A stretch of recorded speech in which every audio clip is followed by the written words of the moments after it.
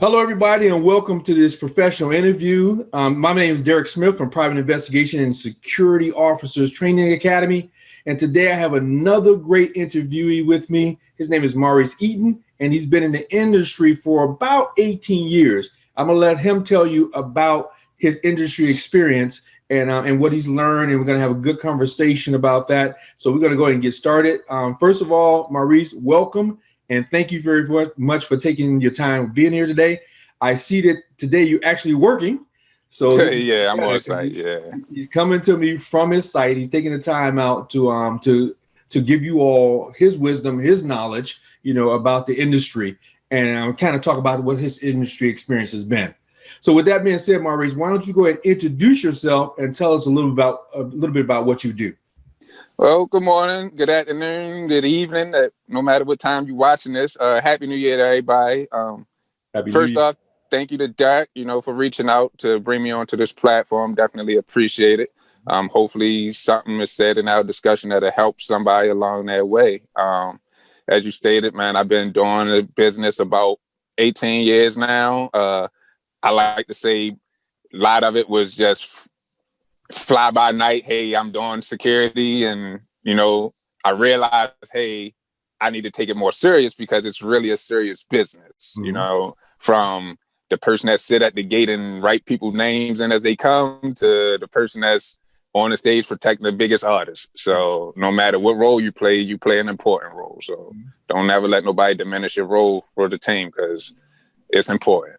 I'm glad you said that because a lot of people look at security as the bottom of the basement guys. I've been doing security since I was 17 years old, but we always we kind of get ignored until you need it. And I'm glad you said take it seriously because a lot of folks don't take it very seriously. It's like, okay, it's a job. And a lot of times it might be a stepping stone. Right. Some people make a career out of it. Some people like me going to law enforcement and executive protection, all these other things. But it's security, which means you got to take it serious. Something can happen because we could become complacent on the job and don't do what we're supposed to do. Yeah, and I started out, two friends of mine, they were doing security at a federal building, and all of my friends that I grew up with was always older than me. I was always the youngest one. So, hey man, y'all doing what y'all doing. I like it. They tell me they bring home a nice amount of money and all. Man, look, put me on. I want to be like y'all, So it was like, all right, cool. Never got put on.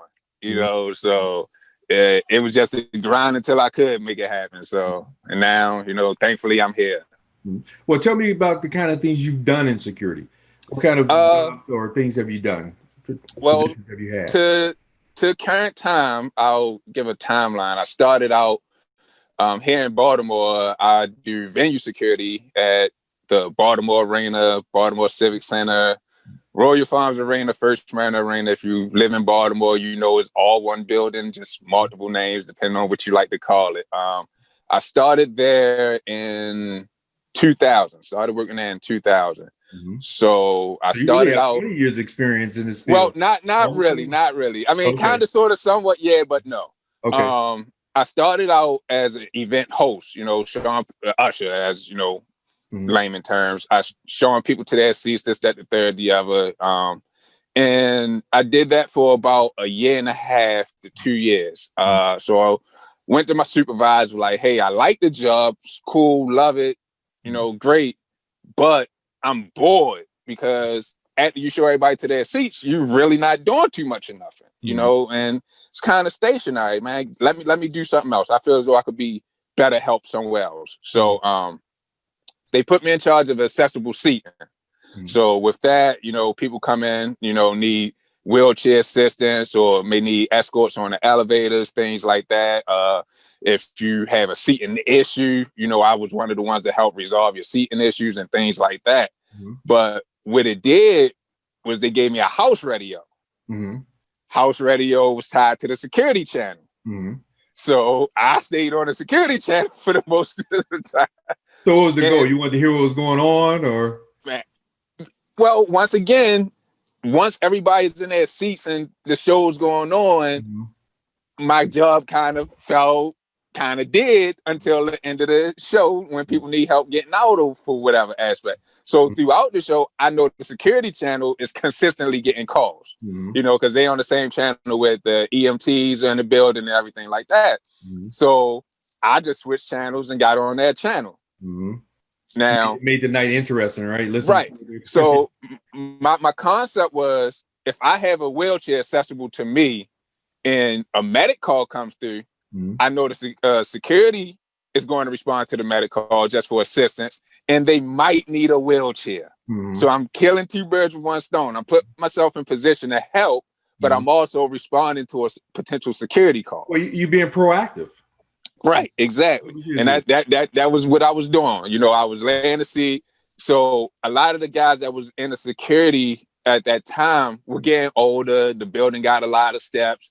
So most of the time I was one of the first ones there to respond. Not in the security aspect, stay in my lane, but they realized, hey, Maurice is here, Maurice is here, Maurice is here. One of the guys actually went and vouched for me, hey, we might as well just put him on with the security team. And they didn't know that's what I wanted, but when the time came to me, I was extremely thankful for it because that's what I wanted. So let me pause you for a minute. I mean, that's a really good thing that you did, and that you created what you wanted to do next. You didn't wait for somebody to give it to you. You were proactive. You knew you wanted to be in security. You did the things that get you there. I mean, that's something you recognized early on, and I like that. Like, I'm not going to wait for opportunity. I'm going to create an opportunity. Create it, right. And that's exactly. It's not always there for you to create when you want it. You know, sometimes it's a slow grind to get there. You know, but as long as you lay the seed, lay the foundation, you water the seed. You know, when it grow, it grow. You know, sometimes it may stall out, but just stay focused and keep going. You know, here it is 2020, 21, and the building is closed due to the pandemic. We're not having shows, but I've been at this building, at this job for 20 years now. So you still doing venue as well? Yeah, okay. I still do it. You know, if they had a show today, I would go work the show today. You know, I've turned down, it's a part-time job. I've turned down full-time jobs because I would have to let that part-time job go. I love the job. And it's not a lot of money. You know, I get paid, taken care of pretty decently, you know, I mean, for it to be what it is. But the opportunities are, I look at it like this. One, it puts me in position to do something that I like. I get paid to see a lot of shows that people have had. That's a nice perk. That's a nice perk. Right? I mean, you know, to see, I'm a musician. I play the drums. So to see some of the people that perform there that I would have paid to see, or I know people paid hundreds of dollars to see. I've met Bruce Springsteen. I've met Prince. I've met Stevie Wonder, Cher. You know, the who's who. I've been in their presence or even met these people. You know, just because of the job title that I had. Well, let me ask you: Did you get a chance to get pictures with any of these folks? Some people I do have pictures with, but that was given off of their intake. I never solicited for it because, I mean, once again, that's a professional thing. Right, because in our job, we don't do it. But keep those when you build out your website. Yeah, they definitely keepsake items. You know, we live in a society now. If you don't have a picture, it didn't happen. Say what you want to say. I know it happened. I don't have to lie to keep the status quo, per se, you know. So let's segue into something since you said that. I know that you're interested, since you do the venue security, you do security now. I know that you have aspirations, or you have already done executive protection as well, right? Yep, I've done EP work. I started with, oh gosh. And this was just off of help. A friend of mine, he's a police officer here in Baltimore, and he was on assignment with one of the Ravens players. You know, so he knew what I was trying to do. So I reached out to him. Hey, man, let me tag along. Let me pull your coattail. You know, I ain't asking for no money. I just want the experience. You know, let me find out, you know, if this is a lane that I want to go into. Loved it. You know, great opportunity. The player, his family was great. You know, from his mom to his child. You know, wife, everybody enjoyed being around him. Still send him a text here and there every now and then. You know, just to check in on him. you know, just to make sure they're good, you know, just to show, hey, I care, you know, it wasn't just a job, you know, y'all cool with me. I'm, you know, so So I want you to in pause for a second. 2007, okay. Hold on, Mark. I want to pause for a second because that's another important lesson you just gave. Again, I see a theme with you. You create opportunities. I want people watching to know this, that you said, hey, let me come learn this job, see if there's something I want to do. I don't need money for it. You created your own internship by going out and say, hey, give me this opportunity. Those opportunities give you, you saw the life, you got to learn a little bit. You saw other professionals in works. I like that you have this theme of creating your own opportunities. And I hope people are picking up on that when they're watching this. Sometimes you got to say, hey, you know, I'm not experienced in executive protection, but I would love to come out and be part of your team so I can learn. You know, a lot of people ask for stuff and they don't give. And I say, hey, let me do it. Let me get on the radio. Hey, I'm there for y'all. You know, even though I'm not security. Talking to this guy, hey, I'm there for you. You don't even have to pay me. So I like that thing. But go ahead and continue. Yeah. So in July 2017, I believe it was, I took my first formal class, a company out of Florida called ESS Global. They came down. Me and a friend of mine named Harry, we reached out to them. They hey, get a group of 10 guys. We'll come down, do a 3-day introductory class for you guys. And I mean, price was great. So me and the guy, Harry, we reaching out to people. Hey, man, y'all come on, take this class, you know, blah, blah, blah, whatever. Do the class. Got discouraged because 10 people didn't sign up.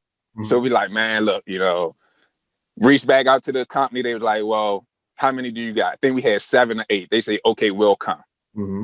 Great, you know, loved it. At this time, my father, he's a pastor, so we used his church, you know, to hold the class. So very centralized area, really didn't have to spend no expense to rent a venue to hold the class, anything like that.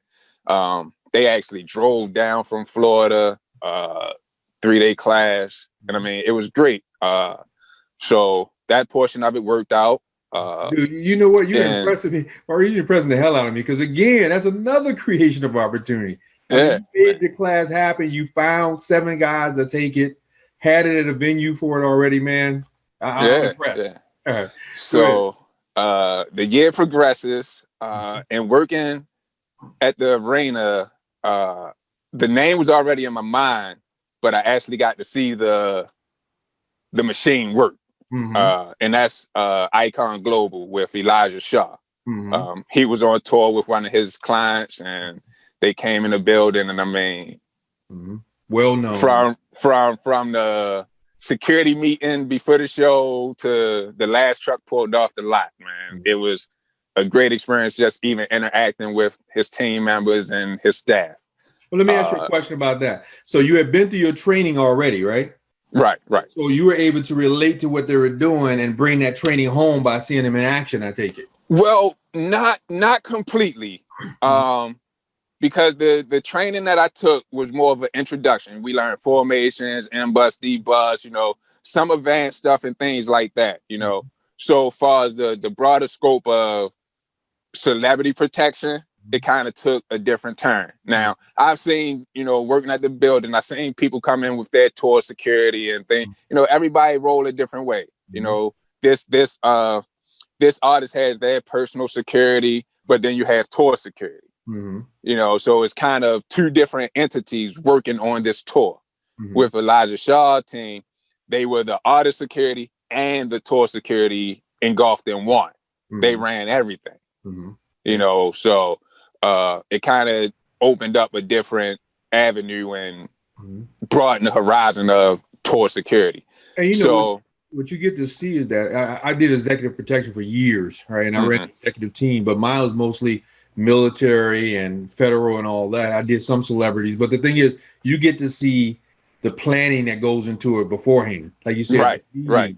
The you know, we go check out the venue, we look at the route, we meet with the police department, all those things that go into it. People just see you walking in with a celebrity and think you showed up. You might have been there a week ahead of time, you know, and sometimes you stay, well, afterwards you're pretty much out of there, but you know, you come in early to find out what's going on. So you get to see behind the scenes and a lot go into it that people don't even realize. Yeah, definitely. So 2017 is progressing, and I find out that they have a class coming up in January 2018. Mm-hmm. I'm like, man, like we just dealing with Thanksgiving, Christmas, fresh out the new year. You got a class. I think the class was January 16th, and it was in Atlanta. No, January the 6th maybe, and it was in Atlanta. Mm-hmm. So I'm like, okay, it's a 5-day class, $2,500 to register. Mm-hmm. I'm like, where am I going to get this money? Plus hotel. plus hotel, plus transportation. Yeah. So where am I going to get this money? I sold candy. I had a GoFundMe. Whatever I could do to get some dollars up, that's what I did to raise this money. Probably 4 days before my final payment was due, I was still short. Mm-hmm. I hadn't even paid for my flight yet.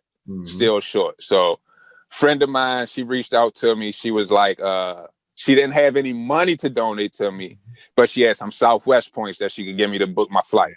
Yeah. That's Bless your beautiful heart. That's great. I appreciate it. No problem. You know, loved it. Still short on the registration though. Friend of mine by the name of Dante and his wife, Mashika, they reached out to me. And they're in the music industry. They do in the jazz field, things like that. Well known in that area. Love them to death. I take a whole full clip for any of them. That's the level of dedication I have to them, even before this situation. She sends me a text message and say, "What's your PayPal?" And sends me the remainder balance. That's amazing. I mean, when I looked at it, I couldn't respond right away because it really, even just talking about it to this day, still jerks a tear to my eye almost. Man, I'm feeling it a little bit. You know, it's I mean, you really don't find people that come, I mean, and this wasn't a small amount, you know, that, you know, where people just really believe in what you're trying to do. You know, it's hard to get $2 out of people nowadays. You know, so for them to come out of their hard earned, you know, and support me and believe in me, you know, I really appreciate it to this day, and I'm forever thankful and grateful. So you went through the course? Went through the course, but even before the course, you know, got to check it out with the family. I was ready to put my marriage on the line for this course.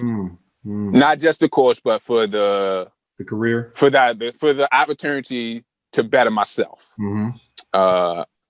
Situation already wasn't the best because I screwed up some stuff, you know, and we'll talk about that later. But the opportunity was there. I knew this was a better opportunity for me. And if she believed in me, she wouldn't stop me. My words to her were, I can deal with you being mad at me for going. You can't deal with me being mad at you for not letting me go. Yes. You know, and I mean, that was as real as I could be with her at that time. I like that in you. I mean, here's the thing. We have to sacrifice for our dreams sometimes. And a lot of people don't get what we're trying to do. And sometimes you can't tell people what you're trying to do because you're going to have naysayers, you're going to have detractors. Even though you should tell someone, like you and I can say, look, this is what we're going to accomplish, man. But everybody's not ready for that. And even my wife is like, oh, you got another scheme. You got another money making this. She's not into what I do. And sometimes they don't see the dream. You know, I've owned mats, I've owned franchises, I've owned a lot of different things. And sometimes they don't see it. So, you know, that was amazing that you took that chance to do that because you saw your dream. And we're going to talk about that dream in a minute, too. But go ahead. Continue on. So we take the class. Everything went great. And I mean, this is a world-renowned course. You know, people come from all over. I had, in my class alone, had a gentleman from South Africa and a gentleman from Amsterdam come, you know, just to take the class. So, was it David? Yeah, Amsterdam. Yeah. So, class went great. You know, great reviews out of it. I love it. I recommend it. I'll actually be going to the next class in February in Colorado. Not to take the class. I'm gonna just go out to support the next group of people in the class, you know, just to show some support to them. So you won't be in the class. You actually be participating like as one of the attackers or whatever. You guys actually going to participate? Whatever they ask me to do, I'm just there to support. I mean, okay. I took the class 2-3 years ago. So, hey, I know it's a new group of guys coming in, new group of ladies, whoever, coming in, hey, you're not in this alone. I'm still fresh out of a class, so let me come back, show, I don't get paid for it. They're not flying me out to be a part of the class. I'm on my own dime for this, just to show and get back to it. So let me say this about that. I noticed since 2002 or 2000, again, creating opportunities, because you know what's going to happen with that. Because you're there and you're giving again without asking for anything, they're going to eventually say, hey, man, you want to come be on our team? You want to start participating in some of these things? I'm going to tell you that happened 2019, maybe, maybe October of 2019. I got called to go to Boston for an event in Boston. The money that I made, well, they just get here. Okay, we'll pay you, just get here. The money that I made covered the amount for me to get there. So what? I'm coming.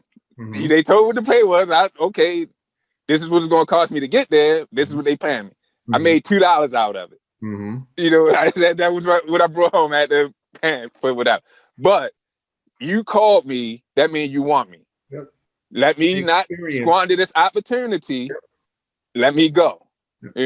I was on a halls and walls assignment. I was taping down cables in the backstage area. I didn't see the event floor not one time. But so what? That's not what I was there for. The experience. You brought me here for a specific job. I at the end of the night had to stand outside and watch the buses and hey, this is what you brought me for. It's part of the job. I'm here. You executed. So that brings me to my next question then. Because I'm curious about the class and everything. So what are you currently working on?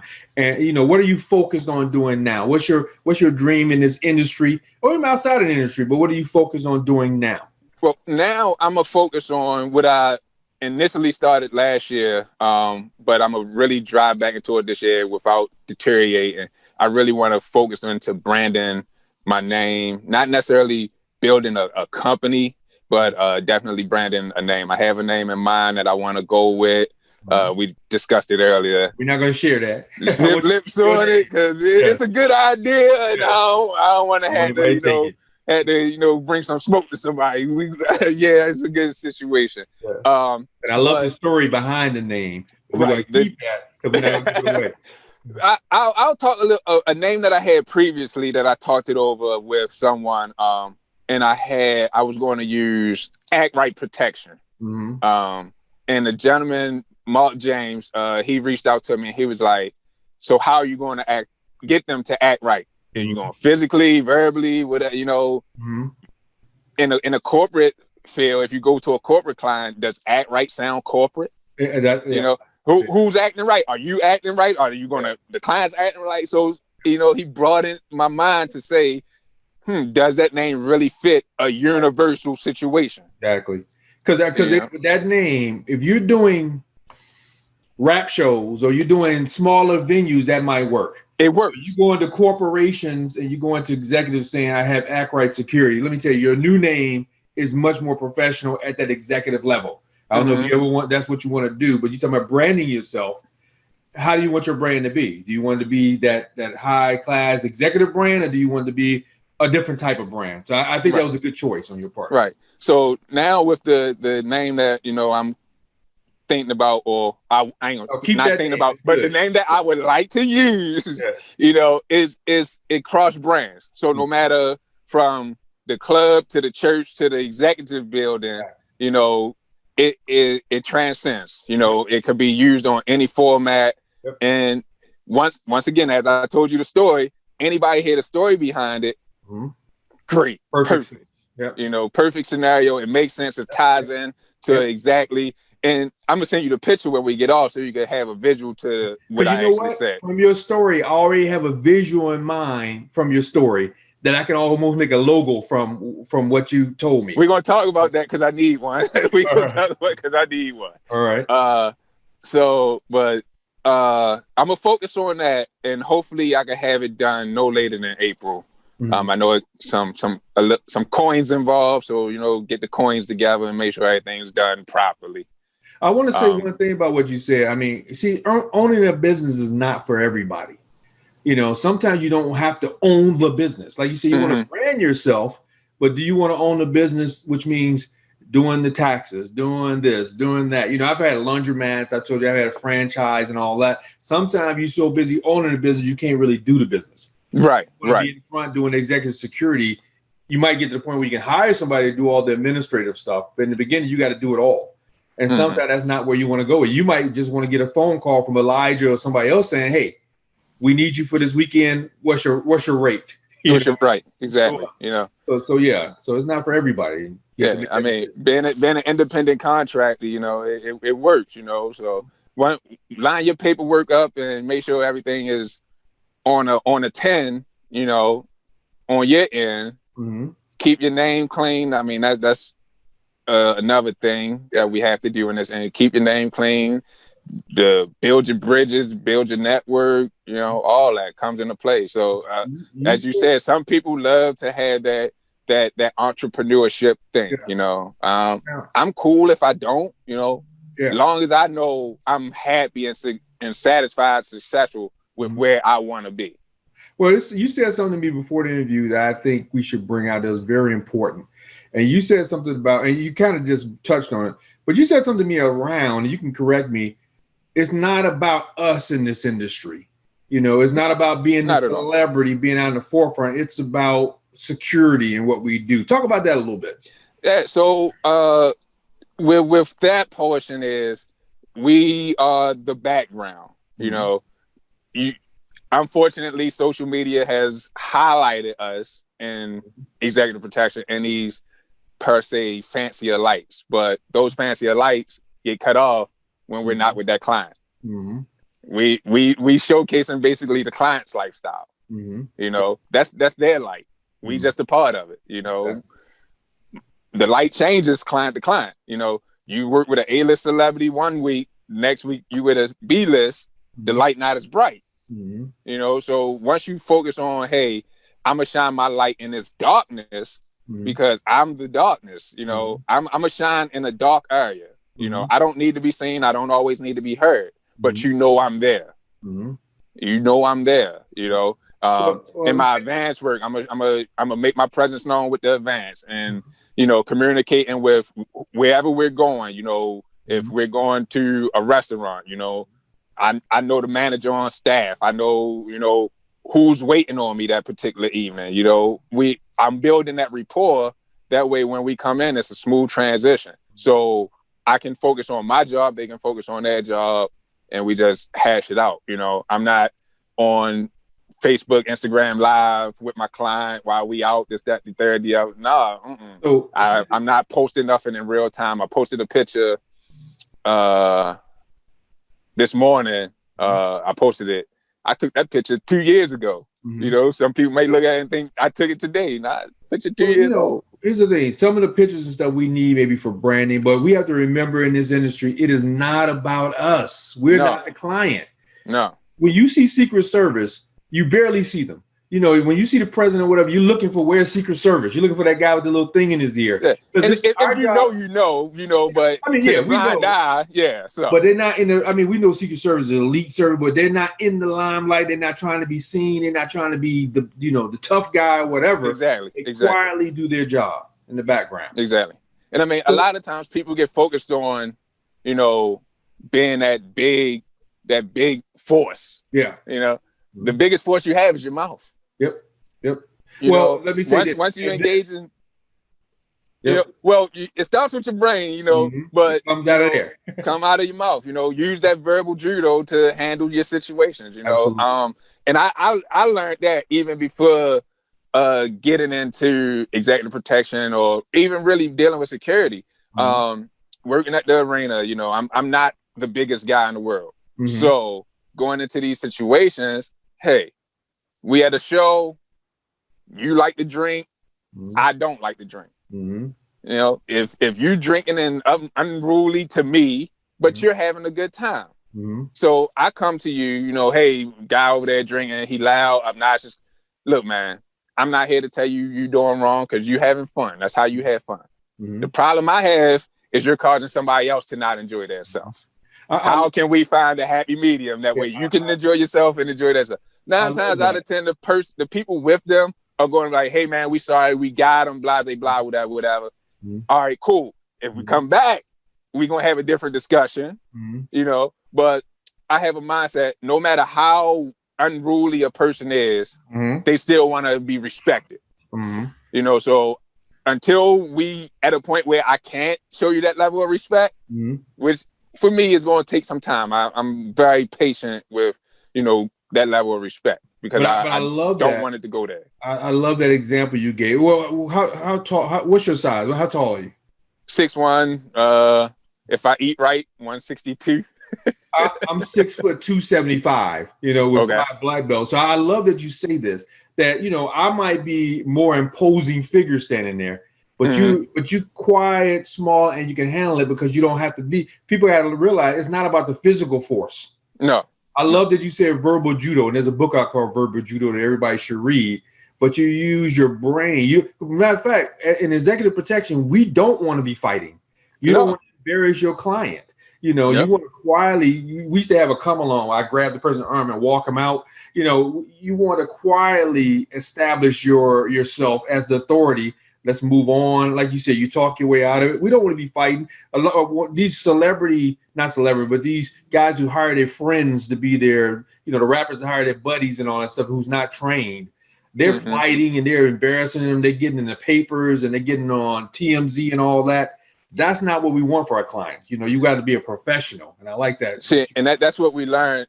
One thing Elijah, you know, taught us, if you're protecting a client, it doesn't just mean when you're out and about with them. You're protecting them with your social media, with what you do. Everything you do involves your client brand. Because if you know I work with XYZ on a regular and I go out here and touch somebody inappropriately, you know, physically inappropriately, not sexually inappropriately. Hopefully nobody's doing nothing like that. It comes back to say, well, you know, former bodyguard, blah, blah, blah, whatever. And then in those headlines, whoever I work for name will be mentioned. Well, you know, that's a good example. Who's the big guy who's a record mogul and he's now in prison? You know, Suge. I was just seeing something online the other day. Suge Knight, Akon's bodyguard knocked out Suge Knight in a club. All you ever see is Akon's bodyguard knocked out Suge Knight in the club. So because my name is irrelevant because Akon is the money. Exactly. Akon name is the headline. So don't nobody know me. You know, hey, let's go at I want my article to be read. I'm not going to say Maurice knocked out somebody. Yep. I'm gonna say Dark Security knocked out somebody because Dark is the name. And what happens to your we'll find out your name in the small print. Now, now my name. I'm on TMZ. I'm on, you know, all the blog sites, whatever. You know, and you probably had nothing to do with it. Exactly. And probably got to pay for it. Pay for it because you're the money. So let me move on to my next.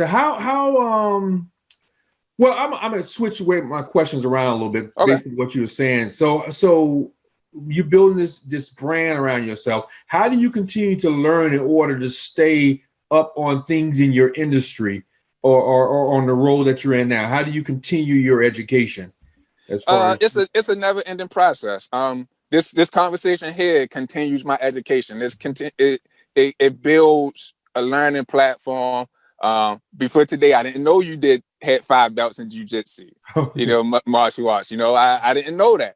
So now I'm learning something new. If I need that aspect, hey, let me reach back out there. Or I know somebody, I can funnel it back. It's always a learning opportunity. You know, you building your bridges. Every day is an opportunity to learn something. You have 24 hours to learn one thing. If that's all you learn, you have 24 hours to learn it, you know, every day. Google is worldwide. You can learn anything, you know, YouTube, you know, pick and choose what you pick up on and apply it differently. You know, everybody ain't, or let me not say ain't, everybody is not the end all be all.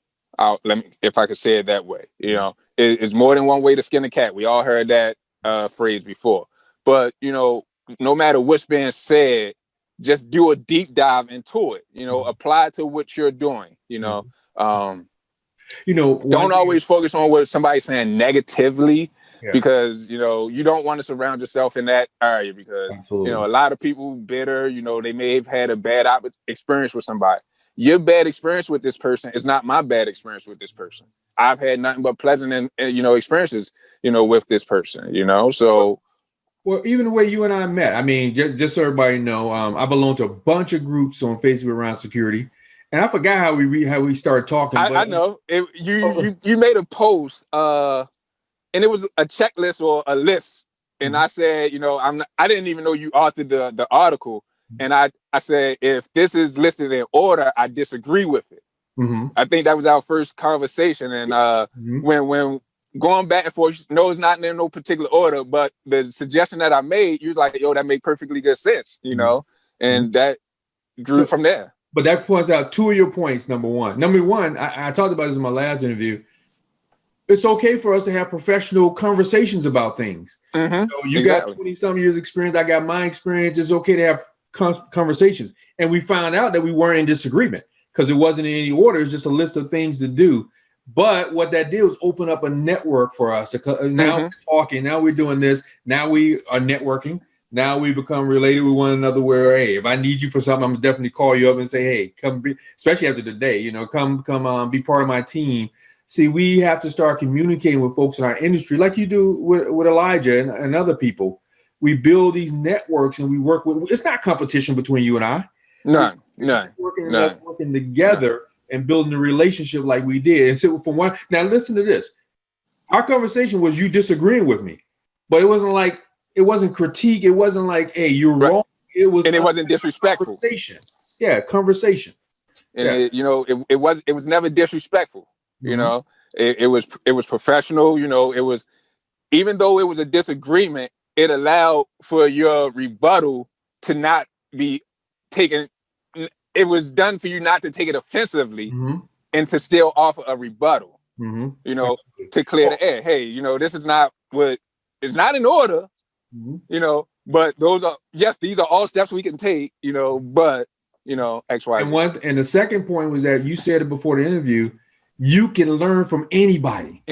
I didn't say, hey, I mean, I got 40 years of experience. You don't know what you're talking about. This is the way you do it in this order. You can learn from somebody who started in this profession yesterday. They have experiences that you might not have. And then you can learn from that experience. Yeah, so, I'll go back. And this is to take the conversation back a little bit to my beginning. When I first started doing club security, I used to work. And from 2004 to 2006, I did armored truck stuff. So one of the guys that I worked with, he was one of the guys that did club security. So I'm reaching out, man, put me on. Nah, man, nah, you ain't ready. No. I heard it a lot. It took for another gentleman that I knew and wasn't even involved in security. He did party promotions. He passed out flyers and put the flyers on vehicles, that, you know, things like that. It took for him to go to somebody and say, hey, give my man an opportunity. And from that day, the person that told me no calls me and asks me for work. So, and I don't turn my back to him. You know, I know I'm a small guy. I know I don't have that club presence, but I have a presence. I know how to use my size to make it work for me in those situations.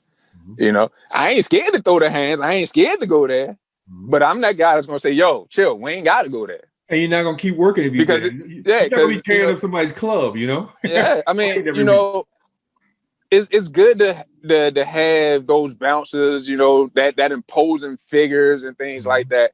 But people lost you happy. I'm going to go start a fight with security.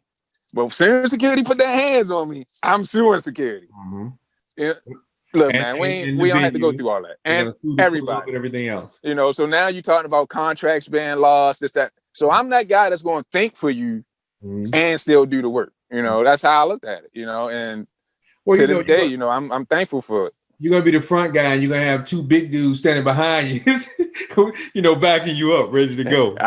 I'll send you another picture of that. That say, my mother even asked, she's like, "How do you do security, and you ain't half as big as none of these guys in your pictures?" Because you know somebody got to be the smart one. Now I'm just kidding. Somebody. Not that they're not smart, but that's a joke. So let me go on to this. What is one common myth then about your profession or field that you would like to debunk? For me, I would say that it's glamorous. It's hard work, you know, especially depending on who you're working with. You talking executive protection now, or are you talking? Let me speak on executive right now. Okay. It's hard work, you know. Just because you call me on Monday to hire me to do a job on Friday, when that phone hangs up, my job starts. You know, my job starts way before Friday, you know, so it's not just a matter of showing up when you ask me to show up, you know. So some of the days are long, you know, it could be thankfulness. You might go out without a solid meal, so keep your snack bars or whatever healthy. But you said something very important earlier. We used to use it when I was an agent too, and we called it halls and walls. Halls and walls. There was no matter of fact, sometimes when my protectee was in a venue doing a show or watching a show or whatever, I would be outside, watching bags or watching the car or standing in the hall. I didn't get to see the show. I did executive protection for 10 years in Vegas. Most of the shows I didn't get to see.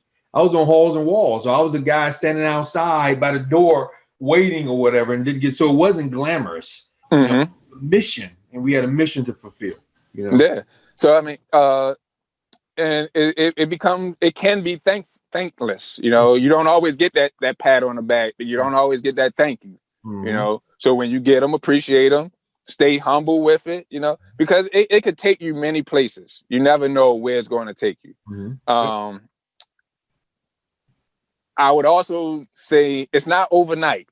You know, a lot of people think, you know, it's an overnight situation. It's definitely not.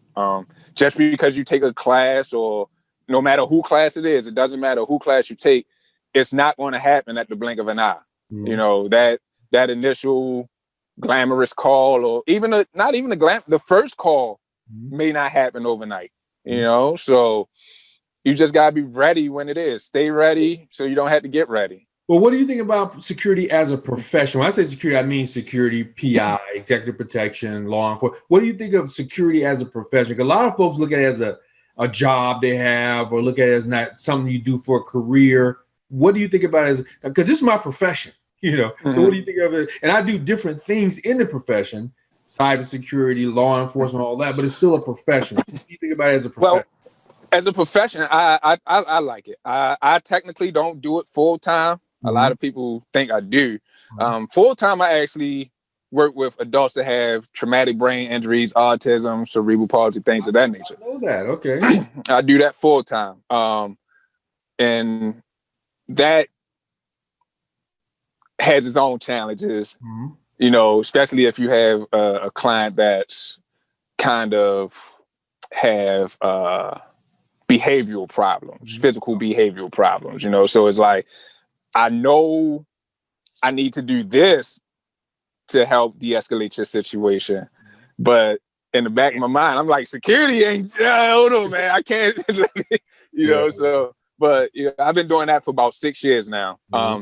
So the security aspect, a lot of times coming in, you know, especially if it's on, you work in post with a company or something like that, you coming in, you getting that 3 to 11, you getting that 11 to 7 overnight. I really don't like those shifts. I'll work them, you know, but in a full-time capacity, I would rather not. I mean, it's not an easy job. It's not a glamorous job. Like one of my buddies, the last interview, he said, but it's an honorable job.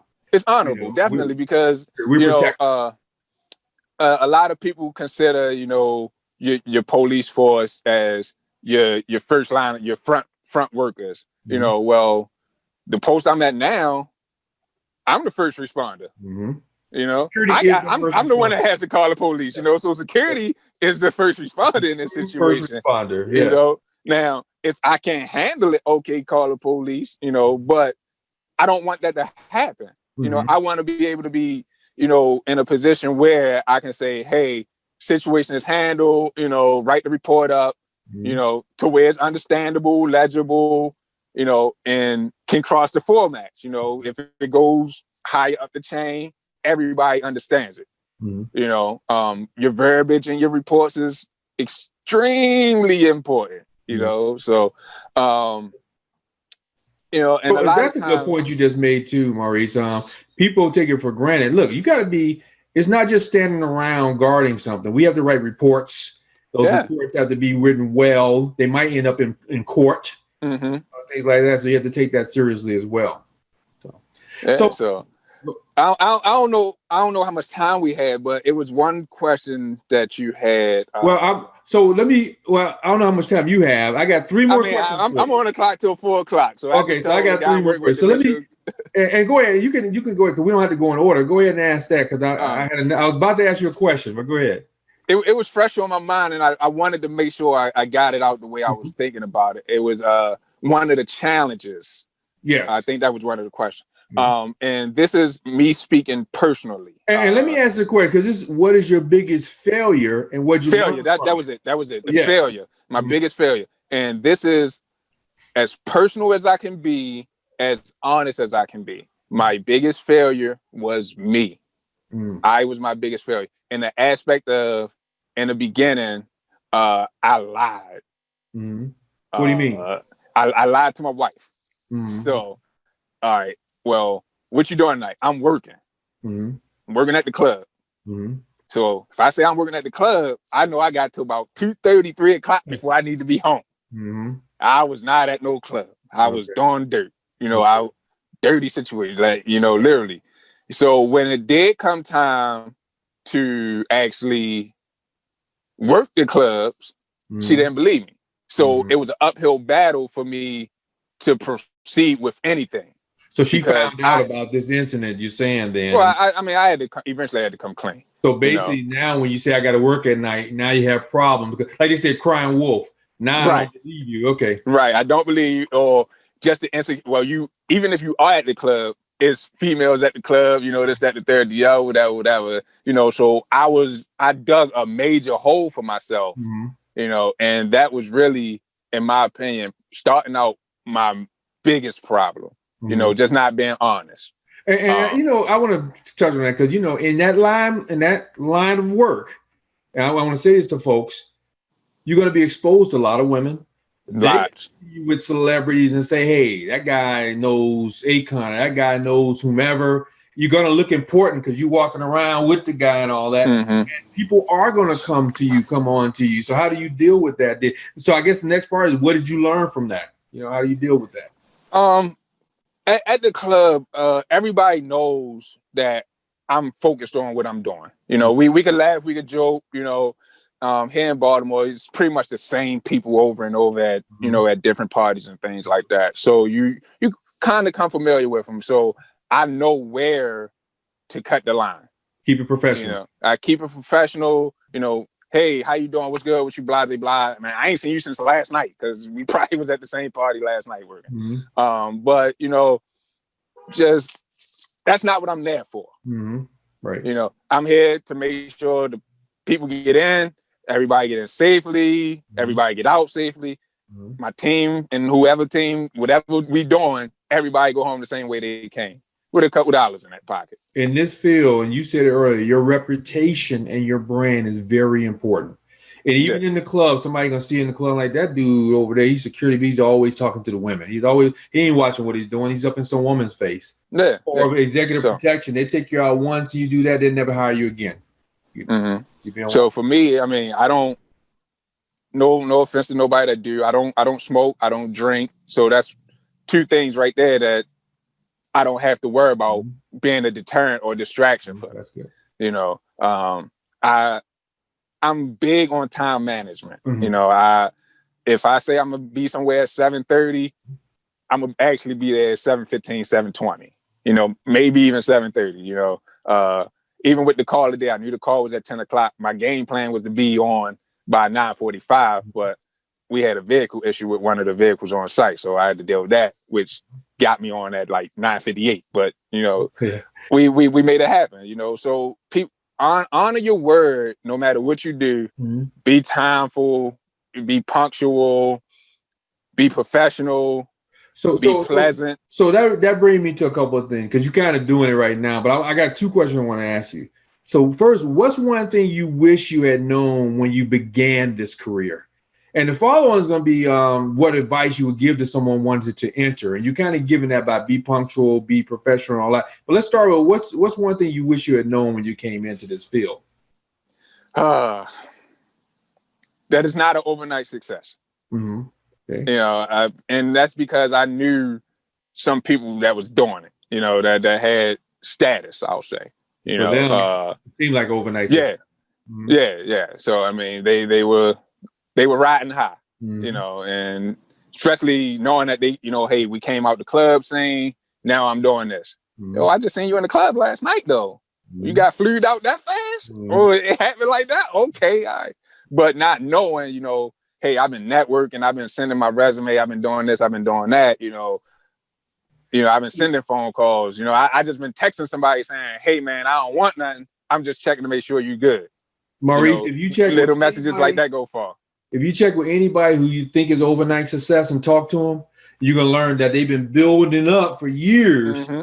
Exactly. To get that overnight success. I don't care if it's Jordan, I don't care if it's whoever it is. They played a lot of ball and took a lot of shots to look like overnight success. And the same thing. Yeah. So I mean, and for me, one thing I like to say is I don't believe in the term self-made. Mm-hmm. So everybody needs somebody. If you have a business, you need a bank to give you a business loan. That's right. Yeah. Not self-made, because everybody if you have a clothing company, if nobody buys your clothes, mm-hmm. You made the company. Okay, great. The company was made, but mm-hmm. nobody, so everybody needs somebody. You never look down on somebody, because that person could be your come up. It's funny you said it, because a lot of actors and actresses reach a certain point where they won't even want to talk to the fans anymore. But the fans are what got you there, and you wouldn't remain there if the fans didn't want them to keep watching, keep talking to you.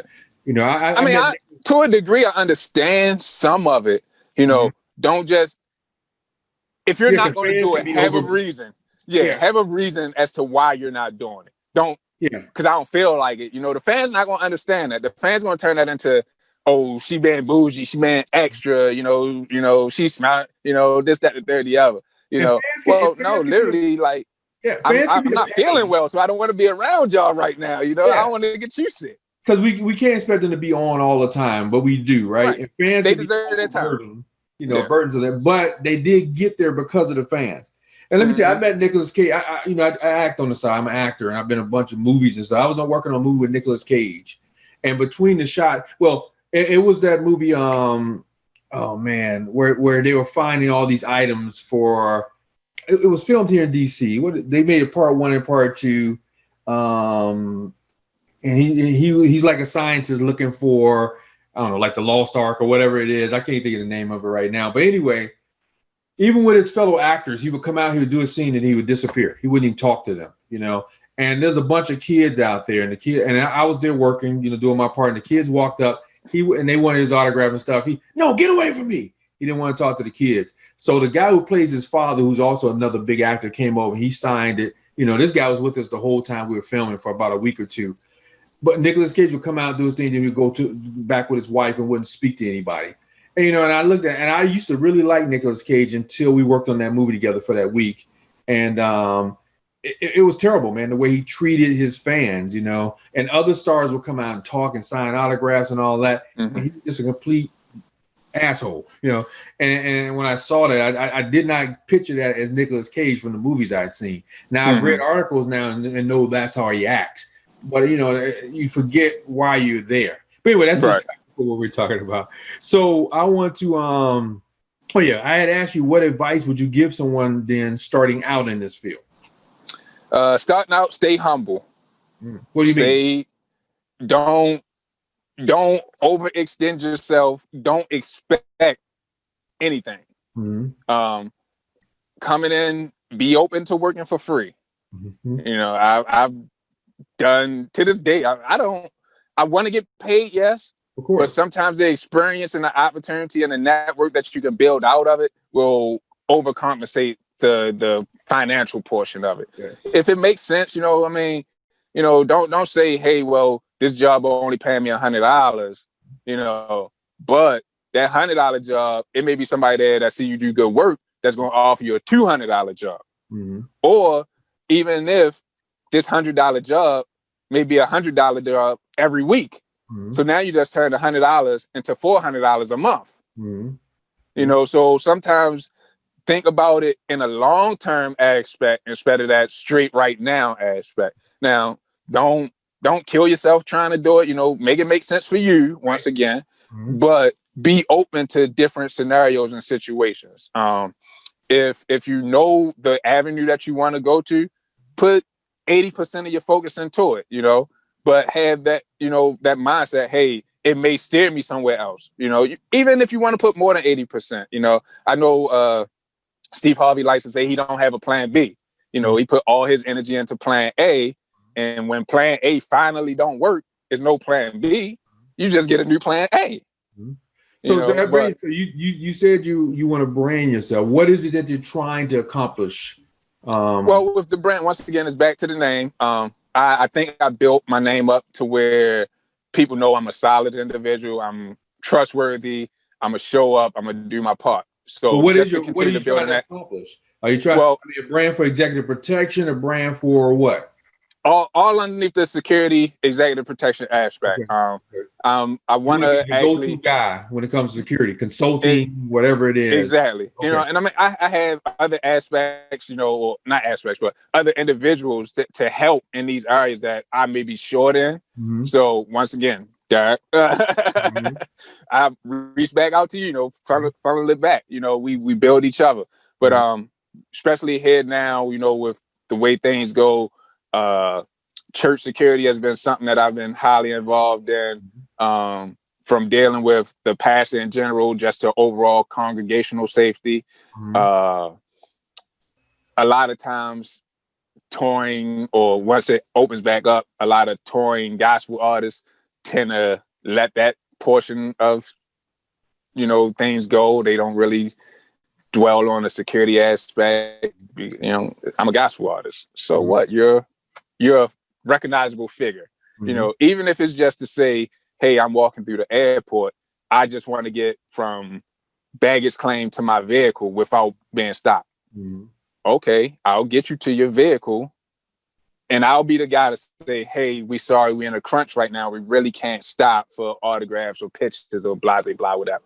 Let me be that person, you know, because I'll get it across and say X, Y, Z without you having to seem like a jerk. Because you brushed them off, you know. Sometimes time is of the essence where you really, really can't stop. And you know, if your flight was delayed and you got to get to the, you know, I had one client one day, I picked her up from the hotel, gave her the time. I'm out there 15 minutes early. By the time she came down, it was actually time for her to be on stage. So the production manager calling me, where you at? Like, well, we just left the hotel because she literally just came downstairs. You know, granted, we were about 10 minutes from the venue, but as the driver, I can't just go. I can't leave you for one. I'm not going to rush you for two because, you know, you're the artist. You're going to come down. Hey, I'm going to send a courtesy call. Hey, I'm just letting you know I'm outside whenever you're ready. You know, that's really all I can do. Our job can be difficult sometimes. You know, so, and I mean, the production man, just get here when you can't get, well, you know, well, I can't lane hop, you know, her safety is more important because if we get into an accident, we really ain't going to make it to the show, you know. Well, I hope extend intermission, you know. So I hope people see all the other stuff that goes along with it. You know, I can't make a celebrity do something they don't want to do. You know, even though they got to be there on time, and my boss is calling me. You know, whoever that client boss might be at the time. So I mean, you establish your timeline with them, you know, and say, hey, X, Y, Z, but I'm on your time. You know, I'm on your time, especially if I want to get called back.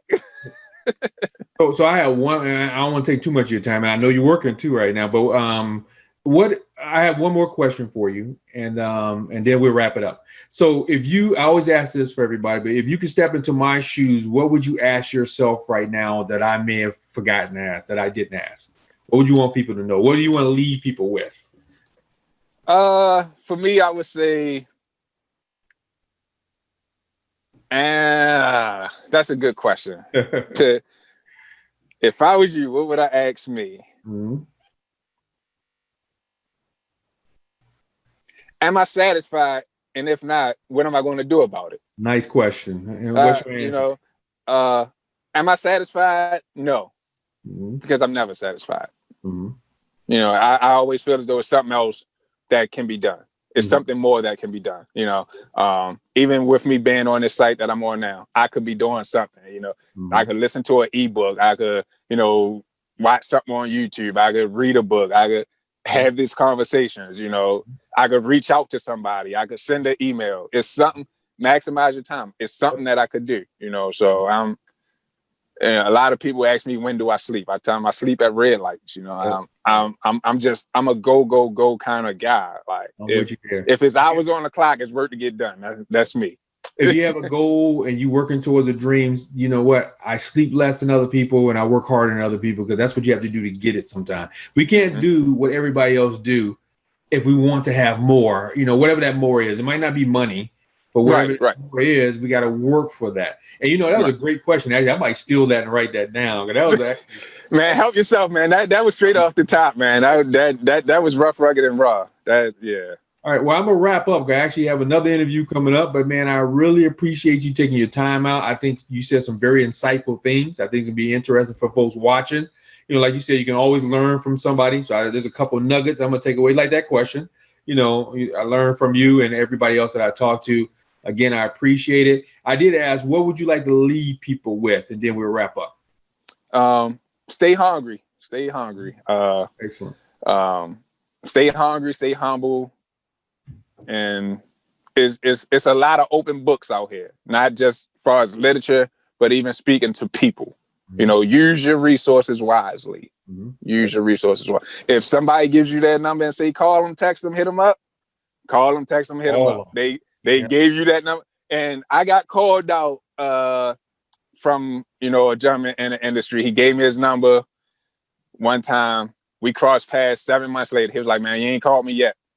You know what? I'm sorry. Yep. And let me tell you, that's one of my biggest problems, Maurice. I have met so many people in network and I don't follow up. I've learned the hard way. You got to stay connected to that network. Because as you said, there's no self-made. We're made because we have connections, we have networks, we do what we're supposed to do our homework. And network is one of the most important things. I'm reading a book now. I'm going to show it real quick. Right now, this is my thing. It's called Get Clients Now. And it talks really about networking, having that network out there, having referrals, having people you can call up. Like that guy, you might have passed up a lot of work in that 7 months. Man, I'm gonna tell you, this guy, he was on a tour with a major artist. And I mean, not to say something would have come out of it, but who knows? Who knows? Yep. Because in that we met in one city, but within that 7 months, they came close to my city. So it was like, who knows, man.